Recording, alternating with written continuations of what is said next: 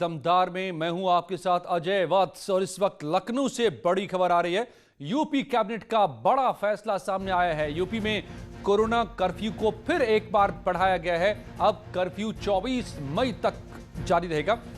योगी सरकार का यह बड़ा फैसला सामने आया है। यूपी कैबिनेट की बैठक हुई थी, तमाम मंत्री जुटे थे, मगर इससे सबसे ज्यादा प्रभावित होने वाले फुटकर दुकानदारों, रेहड़ी पटरी वालों को बड़ी राहत दी गई है। 1000 रुपए महीने का भत्ता मिलेगा, 3 महीने का राशन भी मिलेगा।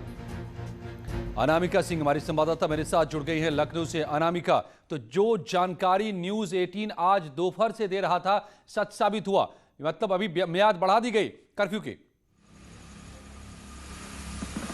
बिल्कुल, देखिए अजय, इस बात को लेकर आशंकाएं दोपहर से ही तेज थी और इस बात को लेकर सबसे पहले खबर न्यूज़ 18 ने दी भी थी कि आज शाम को जो बैठक होने वाली है मंत्रिपरिषद की, उसके बाद लॉकडाउन को लेकर जो रिएक्शंस होंगे मंत्रियों के, जो फीडबैक होगा उनका, उसके आधार पे लॉकडाउन को एक्सटेंड किया जाएगा। हालांकि इसी के साथ जो बैठक हुई थी उसमें बहुत बड़े बड़े फैसले और भी लिए गए, खासतौर पर संगठित और गैर संगठित क्षेत्र के श्रमिकों के लिए। लेकिन सबसे पहले बात लॉकडाउन की।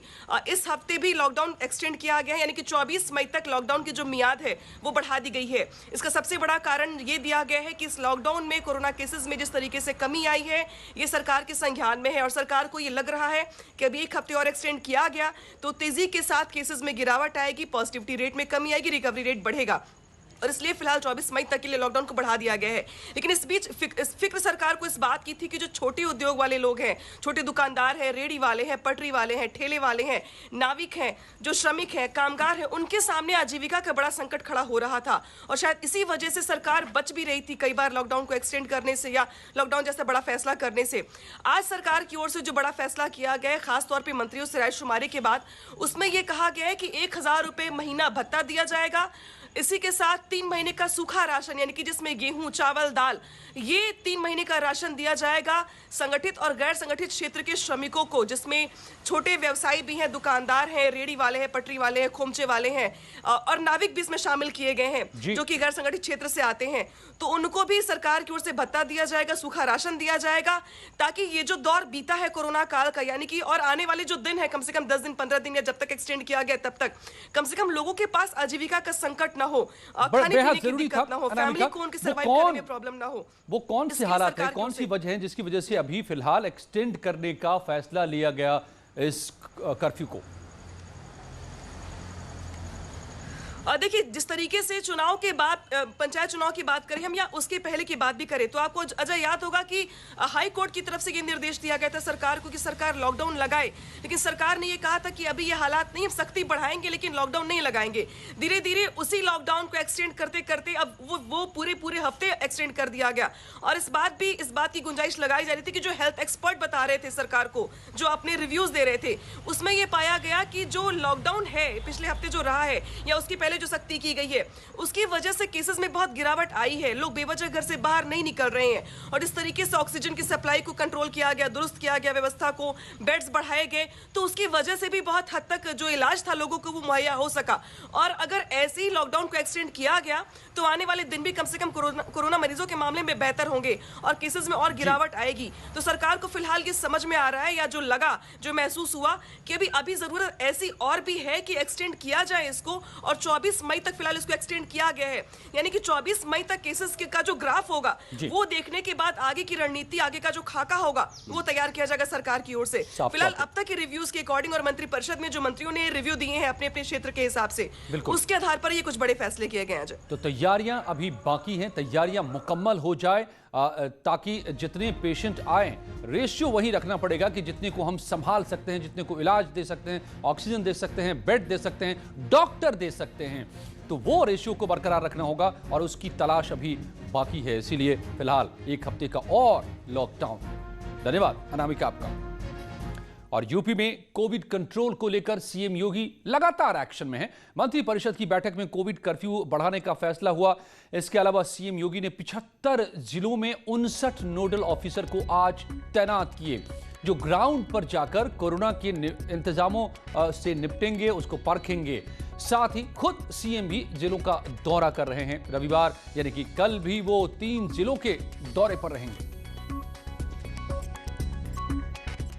और कल सीएम योगी आदित्यनाथ 3 जिलों के दौरे पर रहेंगे। मेरठ, गाजियाबाद और नोएडा आएंगे, जहां कोविड से जुड़ी तैयारियों की समीक्षा करेंगे। मौके पर जाकर अस्पतालों से लेकर प्रशासन से जुड़ी तैयारियों को भी परखेंगे। तो लगातार सीएम दौरे पर हैं पूर्व से लेकर पश्चिम तक। और यूपी में ऑक्सीजन की पर्याप्त सप्लाई हो रही है। 24 घंटों में 1010 मीट्रिक टन ऑक्सीजन सप्लाई हुई है। ये अपने आप में लगातार रिकॉर्ड है। आपको बताएं कि ये मांग से कहीं ज्यादा है। ऑक्सीजन सप्लाई सीएम योगी की ऑक्सीजन सप्लाई की खुद मॉनिटरिंग कर रहे हैं सीएम। डिमांड से ज्यादा अब सप्लाई हो रही है। ऑक्सीजन सप्लाई होम आइसोलेशन के मरीजों को भी की जा रही है। स्पेशल कंट्रोल रूम से इसकी पूरी निगरानी हो रही है। एसीएस होम अवनीश अवस्थी लगातार इसकी मॉनिटरिंग कर रहे हैं और जो उन्होंने जानकारी दी है कि अब इस वक्त डिमांड से ज्यादा ऑक्सीजन की सप्लाई हो रही है पूरे प्रदेश में। और योगी सरकार ने कोविड कंट्रोल को लेकर बड़ा कदम उठाया है। सरकार ने 75 जिलों में 59 नोडल अधिकारियों को तैनात किया है। एक हफ्ते तक ये जिलों में रहेंगे, जाकर वहां सरकार की योजनाओं को किस तरह से लागू किया जा रहा है उसे परखेंगे, मॉनिटर करेंगे। इसके बाद सीधे सरकार को रिपोर्ट भी करेंगे। लखनऊ जिलों में बेड, ऑक्सीजन की सप्लाई और ऑक्सीजन में किस तरह की तस्वीर कहां पर है ये भी परखेंगे। गांव में कोविड को लेकर हालात को भी जानेंगे और उसके इंतजाम भी करेंगे। तो देश में कोरोना का कहर धीरे धीरे अब कम होता इस वक्त नजर आ रहा है। कोरोना मरीजों की संख्या में गिरावट आ रही है। इस बीच योगी सरकार ने वैक्सीनेशन अभियान के तहत फैसला लिया है। सोमवार से 5 और जिलों में 18 से 44 साल के लोगों का टीकाकरण अभियान शुरू होगा। सोमवार से यूपी में कुल 23 जिलों में 18 से ज्यादा उम्र के लोगों को टीका लगना शुरू होगा। जिलों में मिर्जापुर, बांदा, गोंडा, आजमगढ़ और बस्ती जो नए जिले शामिल किए गए हैं। पहले से 18 जिलों में ये प्रोग्राम चल रहा था। 18 से 44 साल के लोगों को टीका लग रहा था। तो अब कल से 23 जिलों में 18+ को टीका लगेगा।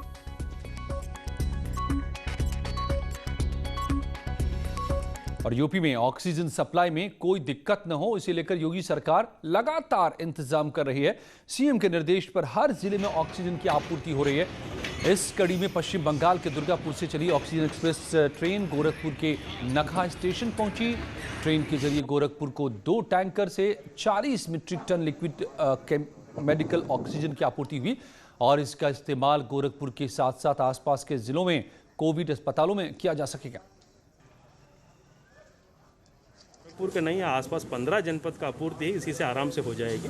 अब इस समय में हम लोग ऑक्सीजन सरप्लस में है, यानी कम से कम एक सप्ताह का कितने ऑक्सीजन का खपत है, अधिकतम बेड संख्या के हिसाब से हमारा पास पर्याप्त मात्रा में अवेलेबल है। तो गोरखपुर अकेले गोरखपुर का आच्छादित नहीं करता है, आसपास का पूरा पूर्वांचल इलाका का सप्लाई करता है। उसी के हिसाब से पहले से जो यहाँ कितने प्लांट बंद था उसको भी एक्टिवेट करा दिए हम। आज गोरखपुर में पहली ऑक्सीजन एक्सप्रेस ट्रेन गोरखपुर क्षेत्र के नकहा जंगल स्टेशन पर पहुंचाई गई। इस ट्रेन में कुल 2 कंटेनर हैं, जिसके माध्यम से 40 metric tonne liquid medical oxygen लाया गया है। इस ऑक्सीजन एक्सप्रेस के यहाँ पहुंचने से इस क्षेत्र के लोगों को काफी सहूलियत होगी। गौतम बुद्ध नगर में कोरोना के खिलाफ यूपी सीडा ने अहम कदम उठाया है। यूपी सीडा ने साइट 5 के परिसर में एक 20 बेड का आइसोलेशन वार्ड तैयार किया है। औद्योगिक इलाके में काम करने वाले श्रमिकों को इसका फायदा होगा। अभी इस वार्ड में 10 बेड और बढ़ाए जाएंगे। इंडस्ट्रियल एरिया में काम करने वालों को बेड की कमी से न जूझना पड़े, इसके लिए यह मुहिम शुरू की गई है। यूपी सीडा के सीईओ मयूर माहेश्वरी की अगुवाई में तैयार किए गए इस वार्ड में सभी बेड ऑक्सीजन सपोर्ट के साथ तैयार किए गए हैं। मनमानी वसूली पर योगी सरकार सख्त है। निजी अस्पतालों को लेकर यह सख्ती के आदेश दिए गए हैं। बड़ी खबर आपको इस वक्त की बता रहे हैं। मनमानी वसूली पर सील होंगे अस्पताल। कोविड मरीजों का उत्पीड़न रोकने के लिए यह फैसला। तय दरों से ज्यादा फीस लेने पर कार्रवाई होगी। सभी डीएम को सीएम ऑफिस से आदेश जारी किए गए हैं। अस्पताल न करे मनमानी। सीधे सीएम दफ्तर से डीएम को निर्देश। अगर ऐसा कहीं मामला आता है तो हो कड़ी कार्रवाई। तय रेट से ज्यादा कोई नहीं वसूल सकता। कैबिनेट मंत्री सिद्धार्थनाथ सिंह ने आज एक ट्वीट के जरिए एसपी प्रमुख अखिलेश यादव पर निशाना साधा। सिद्धार्थनाथ सिंह ने अपने ट्वीट में लिखा है कि विपक्षी नेता तर्कों का प्रयोग अपने राजनीतिक एजेंडे के अनुसार करते हैं। केवल बहस जीतने के लिए ये वास्तविक संख्या की जगह सिर्फ औसत का प्रयोग करते हैं। कृपया औसत के साथ नंबरों का आंकड़ा भी दिखाएं तो आपको भारत पर गर्व होगा। तो सिद्धार्थनाथ सिंह ने निशाना साधते हुए जो लिखा है ये भी देखिए, विपक्षी नेता तर्कों का प्रयोग अपने सियासी एजेंडे के लिए मुताबिक करते हैं। केवल बहस जीतने के लिए ये वास्तविक संख्या की जगह सिर्फ औसत का प्रयोग करते हैं। दरअसल ये इसलिए किया है क्योंकि जो वैक्सीनेशन ड्राइव चल रहा है उसमें जो भारत की तादाद है जो तकरीबन 19 करोड़ के आसपास है इस वक्त तक जो टीके लगे हैं, जो अमेरिका के आसपास है। तो ये कहा गया था आज अखिलेश यादव की तरफ से कि ये बहुत कम है भारत की आबादी के हिसाब से, लेकिन वो परसेंटेज के हिसाब से उन्होंने बताया। असली आंकड़े में भारत पीछे नहीं है, ये कहना चाहते हैं सिद्धार्थनाथ सिंह। और अखिलेश यादव के जिस ट्वीट को लेकर के सियासी विवाद शुरू हुआ, उस तस्वीर से भारत के वैक्सीनेशन अभियान की धीमी गति को लेकर सवाल खड़े हो रहे हैं। अखिलेश यादव ने जिस डेटा को शेयर किया है वो 11 मई का है। इस तस्वीर में दिख रहे आंकड़ों में दुनिया के कई देशों के नाम शामिल है जहां वैक्सीनेशन कितनी तेजी से हो रहा है, वो तस्वीर आप देख सकते हैं। इस तस्वीर में दिख रहा है कि भारत वैक्सीनेशन के मामले में इन देशों में सबसे नीचे है।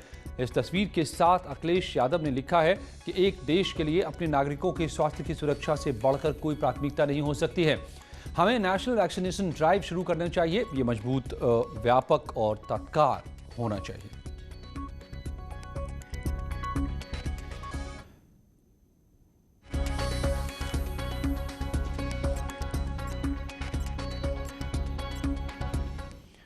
और उत्तर प्रदेश से लेकर के बिहार तक नदियों में शव मिलने का मामला लगातार तूल पकड़ रहा है।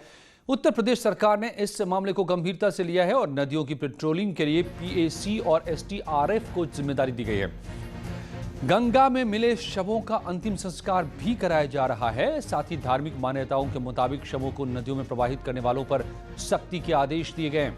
दरअसल ऐसी घटना पहली बार सामने नहीं आई है। जानकारों के मुताबिक साल के इस हिस्से में पहले भी कई बार नदियों में इसी तरह शव देखे गए हैं। साल 2015 में गंगा में करीब 100 शव मिलने की घटना उत्तर प्रदेश सरकार ने जांच करने के इसके आदेश भी दिए थे। इसके बाद 2016 में भी ऐसी घटना सामने आई थी।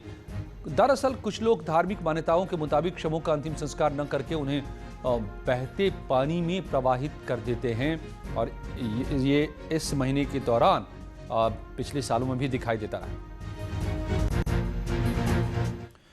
और यूपी में कोविड कंट्रोल को लेकर की जा रही कोशिशों का असर दिख रहा है। पिछले 24 घंटे में कुल 12,547 ही नए पॉजिटिव केसेस आए हैं, जबकि इतने ही वक्त में सही होने वाले मरीजों की संख्या 28,404 है। एसीएस सूचना नवनीत सहगल के मुताबिक राज्य में अब 1,77,643 एक्टिव केसेज हैं। शुक्रवार को पूरे राज्य में 2,56,000 कोविड टेस्ट किए गए। यूपी में रिकवरी रेट अब 87.9% हो गया है, यानी कोरोना को मात देने वालों की संख्या लगातार बढ़ रही है। सरकार ने गांव में चल रहे टेस्टिंग अभियान जारी रखने की बात कही है। लोगों से सावधानी बरतने की भी सरकार लगातार अपील कर रही है। लगभग एक माह में हम लोग उसी एक माह पहले वाली स्थिति में आ गए हैं और 30 अप्रैल को जितने कुल मामले दिन में आए थे 38,000, उससे लगभग 26,000 कम 12,000 मामले जो हैं वो आज सामने आए हैं और 1,77,000 एक्टिव केसेस हमारे हो गए हैं और ये टेस्ट की संख्या को नहीं घटाया गया। लौटते हैं कुछ ही पलों में और दमदार खबरों के साथ।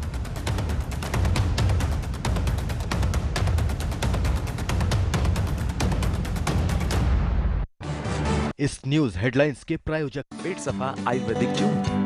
पेट सफा हर रोग दफा।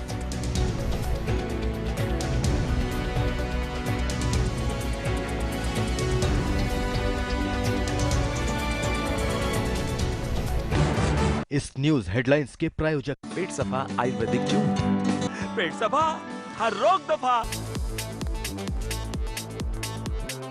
बॉलीवुड एक्ट्रेस प्रियंका चोपड़ा और Nick Jonas B1 100% Ayurvedic energy और इम्यूनिटी सप्लीमेंट पेश करते हैं आज की सुर्खियां।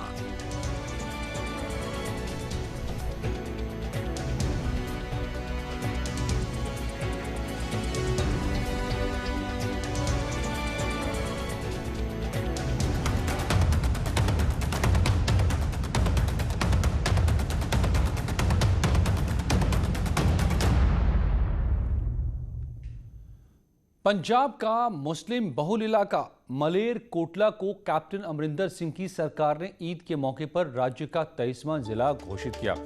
इस पर सीएम योगी ने कांग्रेस पर वार करते हुए कहा है कि मत और मजहब के आधार पर किसी प्रकार का विभेद भारत के संविधान की मूल भावना के विपरीत है। इस समय मलेर कोटला का गठन किया जाना कांग्रेस की विभाजनकारी नीति का परिचायक है।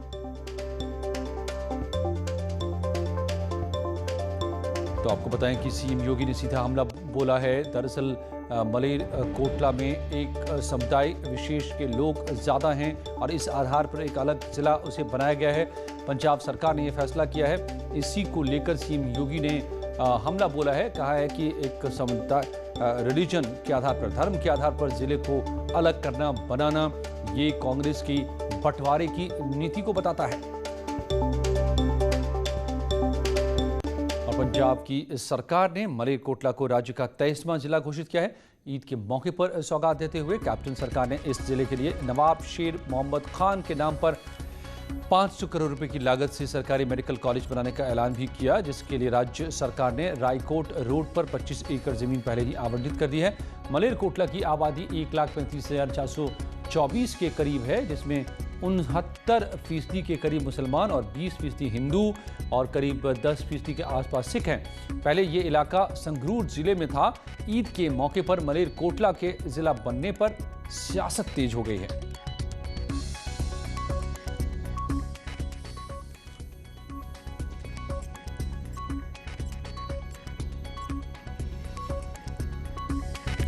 और कुछ ही पलों में देखिए उत्तराखंड की खबरें। लेकिन 8 बजे क्या एक्शन में आए हैं योगी, तो कोरोना हो गया है कम, होगी महाबहस भी।